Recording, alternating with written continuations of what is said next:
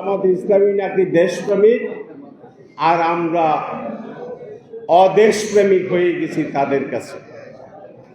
আমি আজকের এই আলোচনা সভা থেকে বলতে চাচ্ছি, যারা ৭১কে মুছে ফেলতে চান, আমরা একটা মুক্তিযোদ্ধা বেঁচে থাকা অবস্থায় আপনারা ৭১ পারবেন না। আমরা বাংলাদেশ বানিয়েছি বিদায় আজকে আপনারা রাজনীতি করার সুযোগ পেয়েছে।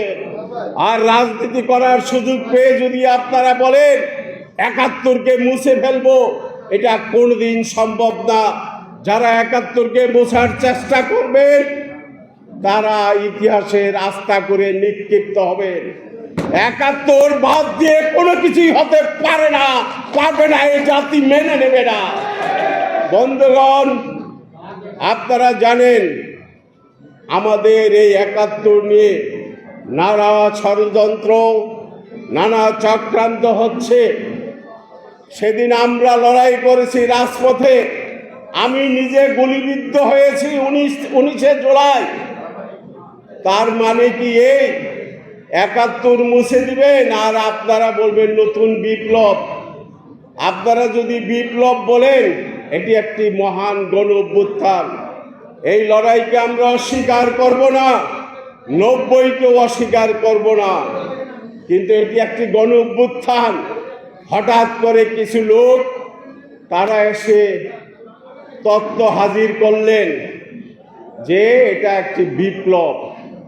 স্বাধীনতা যুদ্ধ একবারই হয়, সেটা ৭১ হয়েছে। একবারের বেশি কোনোদিন স্বাধীনতা যুদ্ধ কোনো জাতির হতে পারে না। আমরা ৭১ দেশকে স্বাধীন করেছি। এই স্বাধীনতা রক্ষা করার দায়িত্ব এই দেশের মানুষের, আমাদের, আপনাদের সকলের কাছে। এই ৭১ আপনারা কোনোদিন মুছে ফেলতে পারবেন না। যারা ৭১কে মুছে ফেলার চক্রান্ত ষড়যন্ত্র করেন, নতুন করে জামাত ইসলামকে নিয়ে মাঠে হাজির করতে চান, নতুন বিপ্লবী তত্ত্ব আওড়াইতে চান, হালে পানি পাবেন না। এই বাংলার মানুষ ৭১কে ধারণ করে, এই বাংলার মানুষ ৭১কে তারা তাদের জীবনের বিনিময়ে রক্ষা করবে। কাজে আপনারা কোনোদিন মুছে ফেলার চেষ্টা করবেন না। ভুল করবেন, এই ভুল ফাঁদে আপনারা কেউ পা দিবেন না।